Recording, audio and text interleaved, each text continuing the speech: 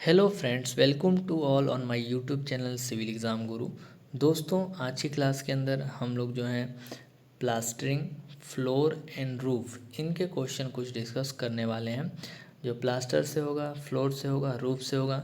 हम लोग जो है बिल्डिंग मटेरियल की सीरीज को डिस्कस कर रहे हैं, जिसमें मैंने अपने प्रीवियस क्लास के अंदर cement, concrete, timber, brick masonry, stone masonry, paint, varnish, plastic, aluminium, steel, इन सभी के जो प्रीवियस ईयर क्वेश्चन पेपर हैं, प्रीवियस ईयर में पूछे गए जितने भी क्वेश्चन हैं, उन सभी क्वेश्चन को हम लोगों ने डिस्कस कर लिया है। यदि आपने अभी तक उन वीडियो को नहीं देखा है तो आप एक बार उनको ज़रूर देखें और आप अपने एग्ज़ाम की तैयारी को और बूस्टअप करते जाएं। आइए स्टार्ट करते हैं क्वेश्चन अपने आज की क्लास को।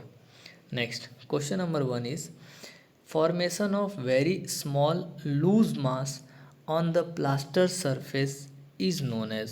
प्लास्टर सरफेस के ऊपर छोटे छोटे छोटे छोटे मटेरियल जमा हो जाते हैं, उसको हम लोग क्या बोलते हैं?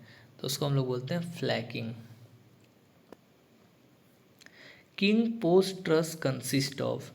किंग पोस्ट ट्रस के अंदर लोअर टाई बीम होता है, 2 इंक्लाइंड प्रिंसिपल राफ्टर होते हैं, या स्पान जो है 5 से 8 मीटर होता है। तो किंग पोस्ट ट्रस के लिए ये तीनों स्टेटमेंट जो है बिल्कुल सही है। ये जो है लोअर टाई बीम की तरीके से काम करता है। इसके अंदर 2 प्रिंसिपल राफ्टर होते हैं और इसका जो है स्पान, किंग पोस्ट ट्रस का जो स्पान है वो 5 से लेके 8 मीटर तक होता है। What type of flooring you would adopt for dancing hall. Dancing hall का यदि आप कंस्ट्रक्शन कर रहे हैं, प्लानिंग कर रहे हैं, तो किस प्रकार की फ्लोरिंग को जो है ज़्यादा प्रेफर दिया जाता है? तो टिम्बर फ्लोरिंग ज़्यादातर इस्तेमाल करते हैं डांसिंग हॉल के लिए। In flooring for terrazzo work require grinding and polishing, where is marble and granite we require.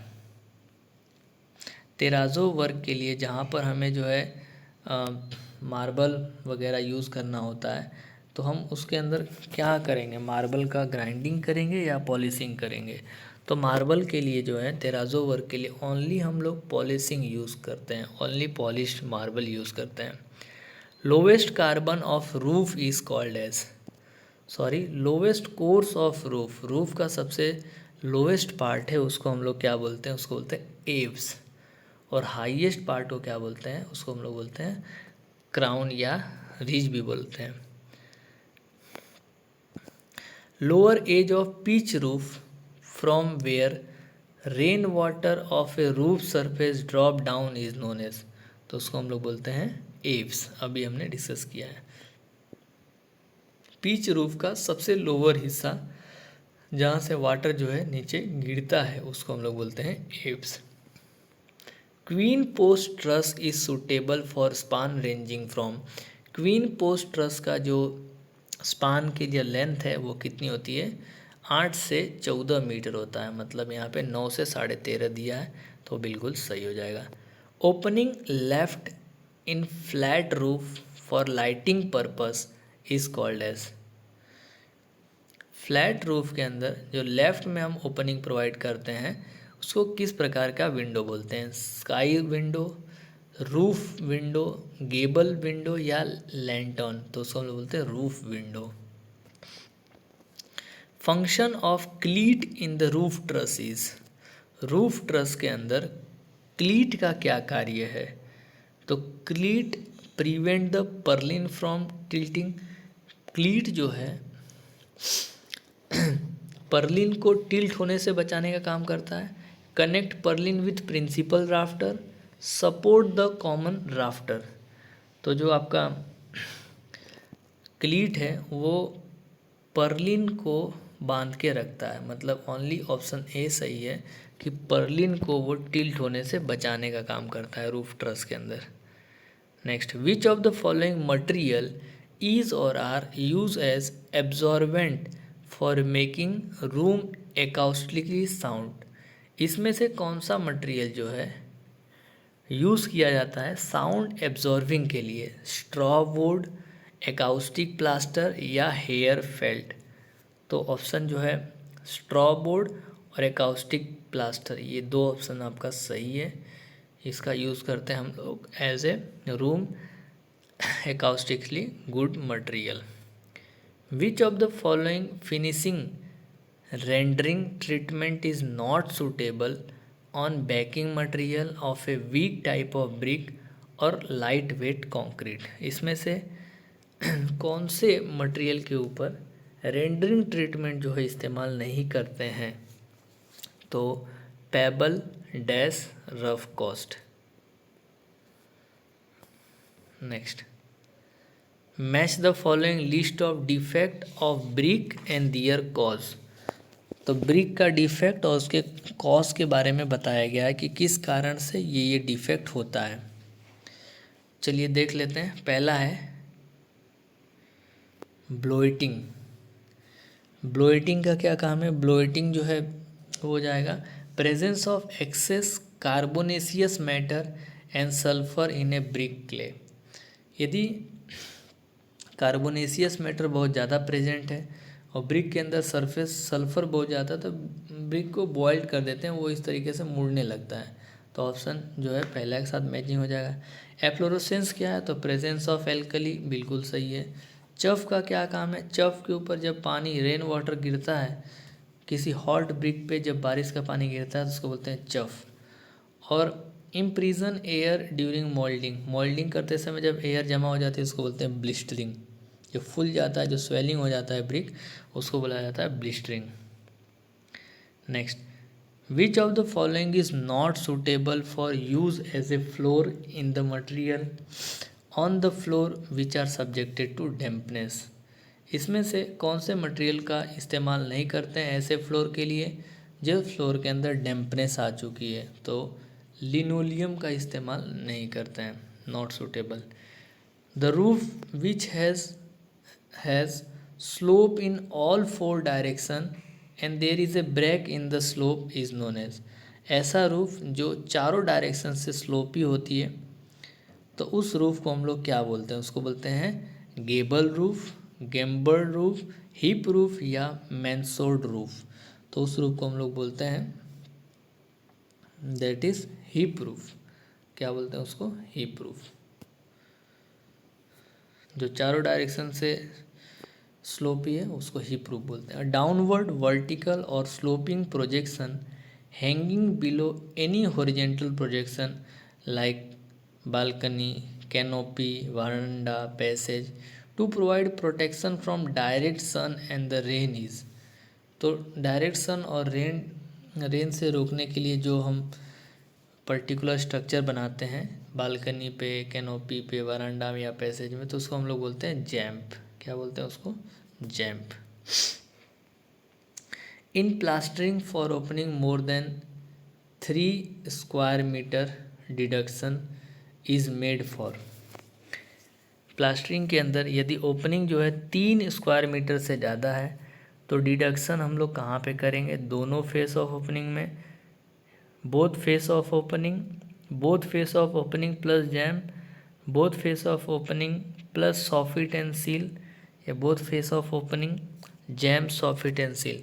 तो हम लोग जो है ना ओपनिंग के फेस में ही प्लास्टरिंग का डिडक्शन करेंगे। Next, marble is crystallize rock. Marble is dash recycled rock composed of carbonate mineral. तो मार्बल जो है एक प्रकार का कौन सा रॉक है? That is metamorphic rock. Dash can not be polished and may be sanded, honed and natural cleft. इसमें से कौन से मटेरियल को हम लोग जो है वो पॉलिश नहीं कर सकते हैं? ठीक है, वो सैंड वगैरह होता है, तो स्लेट एंड क्वार्टजाइट जो है वो उसके अंदर सैंडी मात्रा ज़्यादा होती है और नेचुरल मिलते हैं। एक छत 4 દિશાએ ઢળાવ હોય તેવા રૂફને શું કહેવાય છે? એને કહેવાય છે હીપ રૂફ।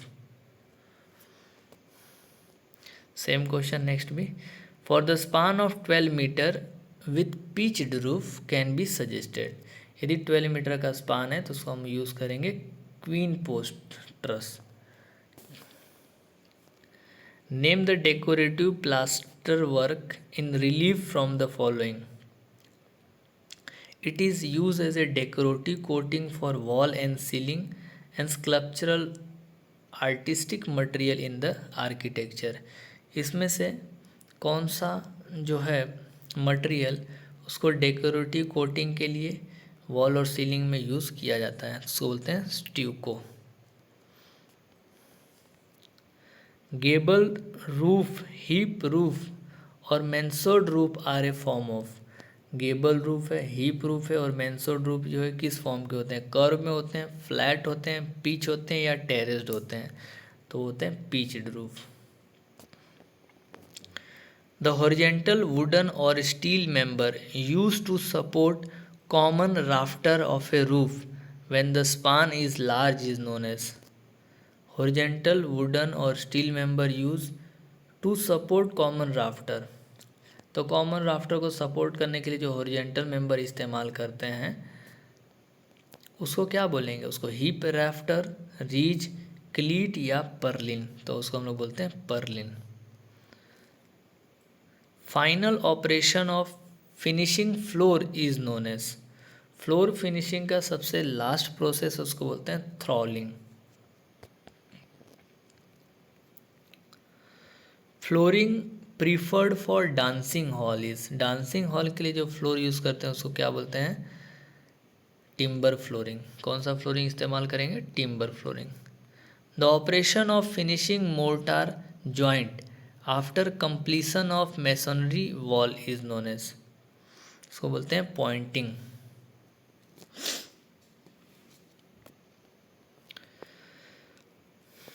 दो ब्रिक के बीच में जो हम लोग यहाँ मसाला नहीं भरते हैं प्लास्टर करने, यहाँ जो जॉइंट है उसमें हम जो मोर्टार भरने का जो प्रोसेस होता है उसको बोलते हैं pointing. A roof which slope in 4 direction is known as hip roof. King post truss is use for span varying. King post truss 5 से 9 मीटर स्पान के लिए यूज़ किया जाता है। Lean to roof is a system of roof having slope at. Lean to roof system के अंदर जो roof है वो कितने दिशा में स्लोप होती है, उसमें एक ही डायरेक्शन में जो है स्लोप प्रोवाइड करते हैं।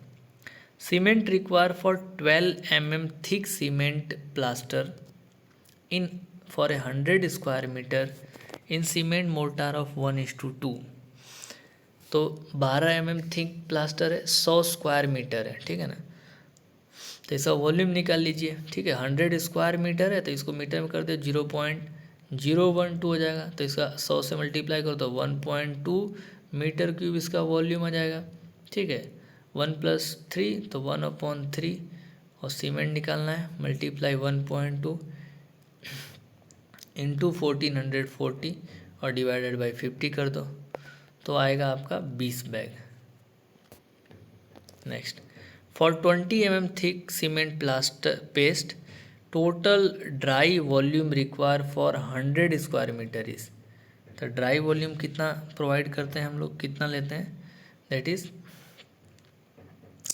20 mm थिक प्लास्टर के लिए 100 स्क्वायर मीटर है तो लगभग 1.25 जितना 25% बढ़ा देते हैं तो इसका 3 क्यूमेक हो जाएगा, ठीक है। तो इस तरीके से दोस्तों आज की क्लास के अंदर हमने जो है टॉपिक डिस्कस किए, रूफ से, कुछ मोर्टार से भी डिस्कस किए। आने वाले क्लास के अंदर हम लोग और भी कुछ क्वेश्चन देखेंगे जो आगे लाइम से होगा, मोर्टार से होगा, लाइम मोर्टार, सीमेंट मोर्टार से कुछ क्वेश्चन देखेंगे। तो thank you very much for watching this video. यदि आपको वीडियो अच्छा लगा है तो वीडियो को लाइक ज़रूर करें और चैनल पे फर्स्ट टाइम आया है तो चैनल को सब्सक्राइब भी ज़रूर करें और अपने दोस्तों के साथ शेयर करते रहें। Once again thank you very much, keep watching, keep sharing.